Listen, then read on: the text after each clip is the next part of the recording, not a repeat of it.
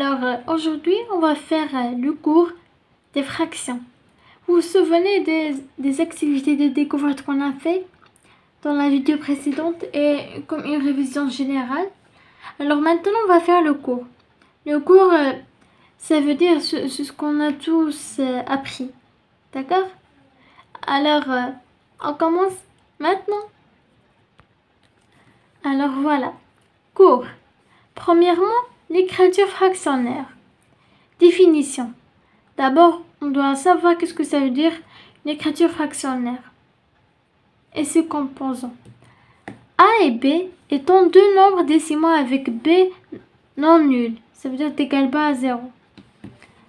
A sur B est le quotient de A par B. A sur B est égal à A divisé par B. On dit que A sur B est une écriture fractionnaire du quotient A divisé par B. En autre manière, bien en autre façon, A sur B, comme vous le voyez ici, est égal à A divisé par B. C'est la même chose, d'accord? A sur B est une écriture fractionnaire. Par exemple, si on a 2 sur 4. A, c'est 2 et B, c'est 4. On va dire que 2 sur 4 est une écriture fractionnaire qui est égale à 2 divisé par 4. D'accord? Maintenant, A est le numérateur et B est le dénominateur. Voilà. Ça, comme je l'ai déjà dit dans la vidéo précédente, ce qui est en haut de ce trait, en haut, d'accord? En haut, ici dans cette fraction c'est A, ça s'appelle le dénominateur. Ce qui est en bas de ce trait, ça s'appelle le dénominateur. Par exemple, dans cette fraction A sur B, le numérateur est A et le dénominateur est B. Ici, dans cet exemple, on a 2,5 sur 5. Ce qui est en haut, c'est quoi? C'est 2,5. Donc, 2,5 est le numérateur. Et 5 est le dénominateur. D'accord? Si A et B sont deux entiers naturels, avec B différent, bien égal pas à 0, ça veut dire B est le dénominateur, ou bien dans les fractions en général, le dénominateur ne peut pas être B. Ça, c'est dans les maths en général. On dit que A sur B est une fraction. C'est ce qu'on a conclu à la fin. A sur B est une écriture fractionnaire, ou bien est une fraction qui est égale à A divisé par B. Que A est le numérateur et B est le dénominateur qui est différent de 0. D'accord? Ça, c'est comme ce que j'ai compris, mais vous devez savoir ce que vous avez compris. J'espère que vous avez compris parce que cela, c'est seulement une introduction pour la leçon. Voici deux exemples. 2,5 divisé par 5, bien 2,5 sur 5 est une écriture fractionnaire de 2,5 divisé par 5, qui est égal à combien? À 0. 3,3 sur 1,1 est une écriture fractionnaire et 3,3 sur 1,1 est égal à combien? 33 divisé par 11. Pourquoi? Alors, dans les fractions aussi, et oui, si vous voulez que, par exemple, ici, nous avons multiplié le numérateur et le dénominateur fois le même nombre, qui est 10. 3,3 fois 10 sur 1,1 fois 10, n'est-ce pas? Alors, si la règle d'ici, on multiplie le numérateur et le dénominateur fois le même nombre, alors la fraction ne change pas, elle est la même. D'accord? C'est égal à 3 à la fin. J'espère que vous avez compris la définition et l'exemple. Et ces informations sont très importantes et vous allez les utiliser dans toute votre vie scolaire. Remarque, certaines fractions peuvent être des nombres décimaux par exemple. 5 sur 4 est égal à 1,5. Alors 1,5 c'est un nombre décimal ou bien entier? C'est un nombre décimal parce qu'il y a une virgule et des nombres après la virgule. Et aussi tous les nombres entiers sont des nombres décimaux. Par exemple 2 est égal à 2,0. Sans ce virgule 0 ne s'écrit pas. D'accord? Alors, mais ça veut dire des nombres décimaux ici, ça veut dire qu'il y a un nombre différent que 0 après la virgule, d'accord? Par exemple ici, 5 sur 4 est égal à 1,25. Tenons. 3 sur 2 est égal à 1,5. Et 2 sur 10 est égal à 0,2. Alors tous ces nombres 1,25 et 1, je veux dire 1,5 et 0,2 sont des nombres décimaux. Alors ces fractions sont des nombres décimaux. Ça veut dire leur réponse. En revanche, certaines fractions ne sont pas des nombres décimaux. Par exemple, 2 sur 3 n'est jamais un nombre décimal car la division 2 sur 3 ne s'arrête jamais. Oui, alors si vous voulez savoir est-ce que c'est vrai ou faux, prenez une calculatrice bien n'importe quoi, puis faisez 2 divisé par 3. Ça va vous donner 0,6666 et c'est l'infini. Ça veut dire que ces 6 sont infinis. Et même si vous prenez une feuille et un stylo bien un crayon et vous calculez, ça va être toujours 6, 6, 6 et ça. Alors ce nombre-là, 0,6, etc., c'est pas un nombre décimal.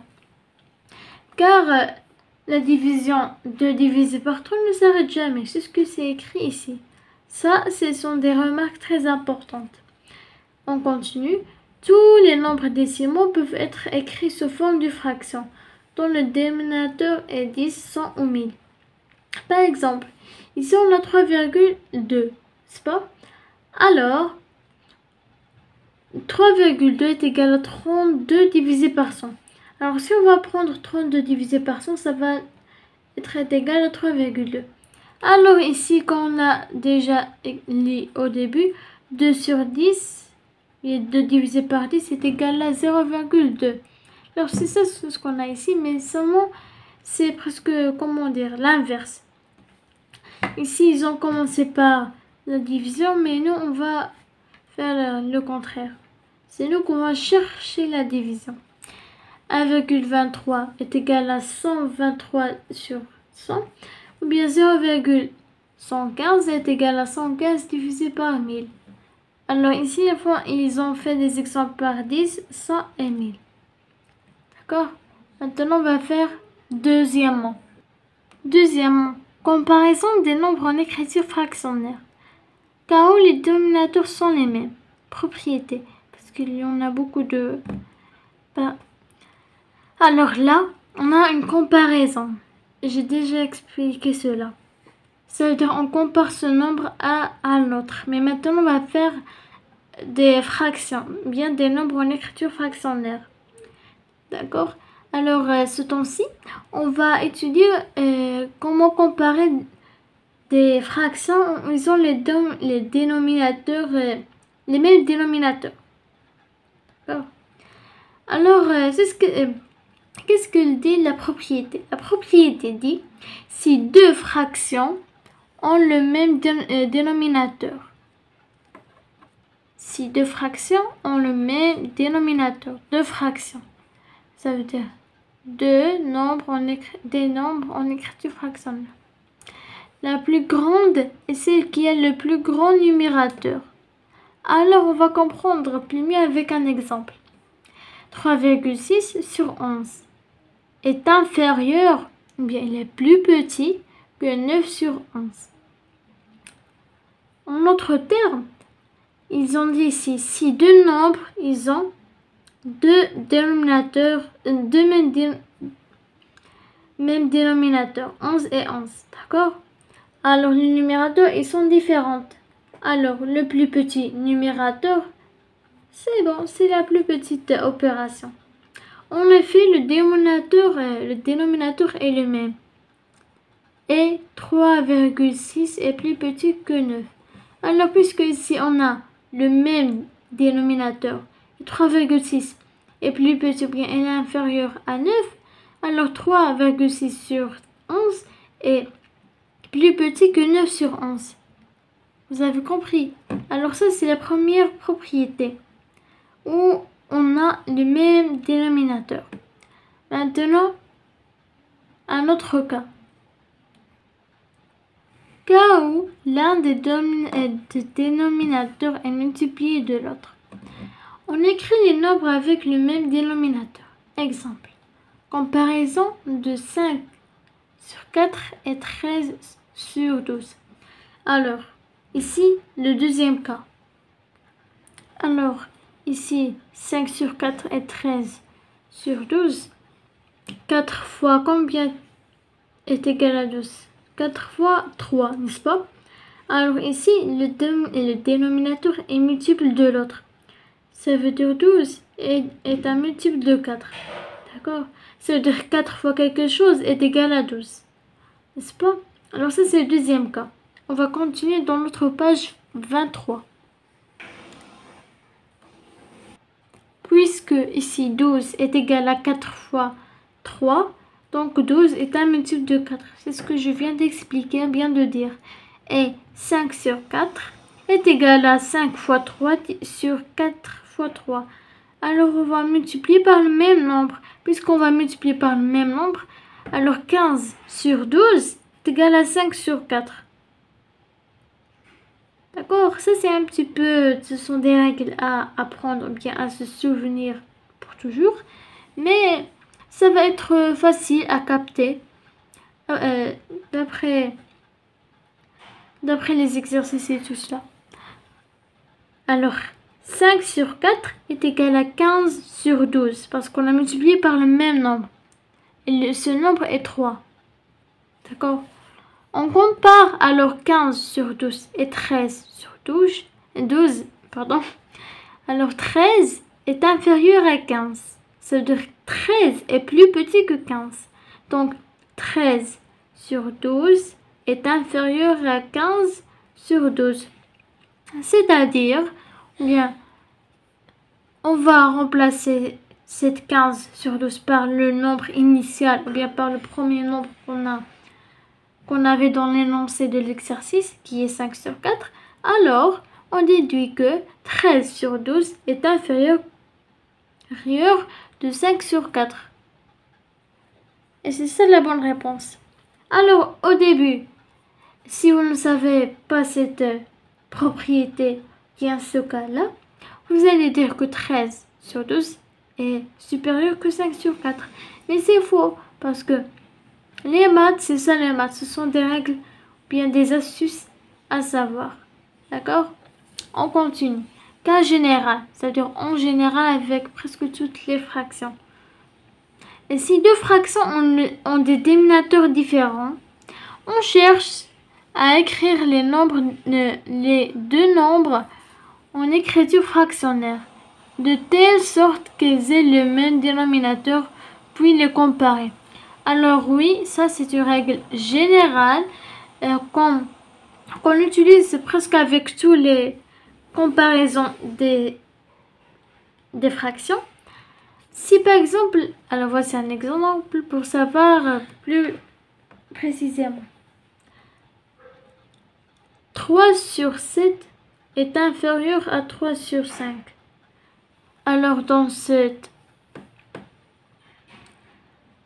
exemple, on a le même numérateur, 3 et 3. Alors le plus petit dénominateur, c'est 5. Alors ça va être la fraction la plus grande. Alors ici, suivez avec moi. Je pense que vous ne comprenez pas avec moi, mais essayez. Pour moi, l'important, c'est que vous comprenez. Et c'est ce que je fais. 3 et 3, ce sont des numérateurs. Alors, les dénominateurs sont différents dans ces deux fractions, 7 et 5. Qui est le plus petit? C'est 5, car 7 est plus grand que 5, c'est-à-dire 5 est plus petit que 7. Alors, puisque ici on a 5 et le dénominateur le plus petit, alors 3 sur 7 est inférieur à 3 sur 15. D'accord? Troisièmement, comparer des fractions à 1. Il faut comparer les fractions au niveau bien par rapport à 1. Propriété.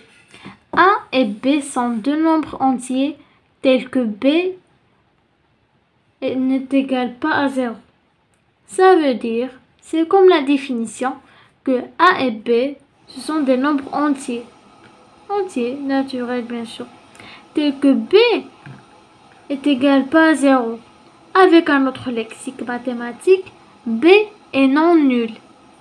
Ça veut dire il n'est égal pas à 0 ou bien est différent que 0. Parce que si on a, et je vais le redire parce que ça c'est une remarque très importante, que A sur B, par exemple, a un nombre quelconque, par exemple 2, je fais toujours l'exemple avec 2, et B est égal à 0. Donc ça c'est, il n'y a pas dans les maths en général.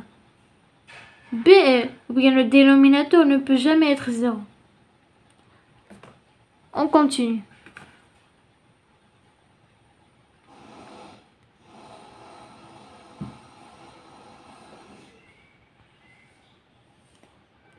Alors, si A est inférieur à B, alors ça veut dire A, bien le numérateur est plus petit que le dénominateur, c'est-à-dire qui est en haut est plus petit à ce qui est en bas, alors A sur B est plus petit que 1. Et si A est plus grand que B, alors A sur B est plus grand que 1. Vous allez comprendre avec les exemples. Exemple. Le premier exemple. 4 est supérieur, bien, je vais utiliser le lexique plus simple pour que j'espère que vous comprenez. 4 est plus grand que 3. Donc, 4 sur 3 est plus grand que 4 sur 4. Et comme 4 sur 4 est égal à 1, parce que le même nombre, par exemple A sur A, bien B sur B, bien ce que je veux dire que le numérateur sur le même nombre qui est le dénominateur, par exemple dans cet exemple 4 sur 4 est égal à 1. Parce que si on va faire 4 divisé par 4 est égal à 1. Donc le même nombre divisé par le même nombre, bien le même nombre sur le même nombre est égal à toujours à 1. D'accord? On va continuer. Puisque 4 sur 3 est plus grand, bien il est supérieur à 4 sur 4 ou bien à 1. Et comme 4 sur 4 est égal à 1, c'est ce que je viens de dire, on peut conclure que 4 sur 3 est plus grand que 1. Alors dans cet exercice, ils ont, à la place de faire 1, ils ont remplacé par 4 sur 4. Ça veut dire comme ils vont faire le même numérateur, bien le dénominateur. Et c'est comme ils vont faire une comparaison avec les cas qu'on vient d'expliquer. 2 est plus petit que 3. Ou bien 2 est inférieur que 3. Donc 2 sur 3 est plus petit que 3 sur 3, qui est égal à 1. On peut conclure que 2 sur 3 est plus petit que 1. Alors, c'est ce que je veux dire que si le numérateur est plus petit que le dénominateur, alors le numérateur est plus petit que le dénominateur. Voilà, 2 est plus petit que 3. Alors, 2 sur 3, bien 1 sur B est plus petit que 1. Et si le contraire, le numérateur est plus grand que le dénominateur, alors A sur B est plus grand que 1. Alors A sur B sont donnés à des nombres quelconques, c'est-à-dire n'importe quel nombre. Mais s'il est à des... Ça veut dire ici, il doit avoir ses exceptions. Ils sont des nombres entiers, pas décimales, alors qu'ils sont différents à 0. Ça, c'est comme des conditions que A et B doivent avoir. Maintenant, on continue la leçon. Quatrièmement, multiplication des nombres en écriture fractionnaire. Propriété. Pour multiplier deux nombres en écriture fractionnaire, on multiplie le numérateur entre eux et le dénominateur entre eux. Ça veut dire, on multiplie le numérateur fois le numérateur et le dénominateur fois le dénominateur. Ici, bien sûr, on va faire avec des nombres et après avec des chiffres. Ici, on va faire avec des lettres qui remplacent les nombres. A sur B fois C sur D est égal à A fois C parce que le numérateur fois les numérateurs. On multiplie le numérateur entre eux sur B fois D et les dénominateurs entre eux. Avec B et D sont non nuls. Ça veut dire est égal pas à 0. Bien sûr parce qu'ils sont des dénominateurs. Exemple. 5,24 sur 2 sur 1 fois 2 sur 3. Alors, est égal à 5,24 fois 2. Le numérateur fois le numérateur sur 2,1 fois 3. Le dénominateur fois le dénominateur est égal à 10,48 sur 6,3. Le deuxième exemple, 7 sur 8 fois 5 sur 3 est égal à 7 fois 5 sur 8 fois 3 est égal à 35 sur 24. Alors, ces exemples sont faits pour que vous compreniez plus mieux. Par exemple, ici, il y en a des personnes qui ne comprennent pas si vite avec des lettres. Alors, on va faire des exemples avec des nombres pour que, par exemple, ces exemples vous aident à apprendre, par exemple, cette leçon bien, quelque chose comme ça. Cas particulier. Multiplication de A sur B par C. A sur B fois C est égal à A fois C sur B. En effet, A sur B fois C est égal à A sur B fois C sur 1. Alors, oui, une chose, tous les nombres entiers, bien décimaux, bien n'importe quoi, ce sont des nombres fractionnaires. Par exemple, si on a 2, est égal à 2 sur 1, 2 divisé par 1. Mais à la place de faire 2 divisé par 1, on fait seulement 2 parce que ça vaut pas la peine. Alors ici, puisqu'on a C, alors C est égal à C sur 1 est égal à A sur B fois C sur 1 qui est égal à A fois C. Le numérateur fois le numérateur, le dénominateur fois le dénominateur. B fois 1. C'est ce qui va être égal à A fois C sur B parce que n'importe quel nombre fois 1, c'est le même nombre. Prendre une fraction d'un nombre C et c'est multiplier cette fraction par C. Alors, dans le premier exemple, on va remplacer A par 22, B par 7 et C par 6. Et bien sûr, 1 il est toujours là, mais ça on n'écrit pas. Ça veut dire, à la place de faire ces étapes, on va écrire, ça veut dire ce nombre-là et la réponse directe. 22 sur 7 fois 6 est égal à 22 fois 6 sur 7 est égal à 132 sur 7. Deuxième exemple, 5,2 fois 3 sur 2,8 est égal à 5,2 fois 3 sur 2,8 est égal à la fin. Bien, le résultat final, 15,6 sur 2,8. Et voilà, on a fait les deux pages 22 et 23. Alors je crois que la vidéo est plutôt longue. Alors on va faire la deuxième partie du cours dans la prochaine vidéo. Alors, merci.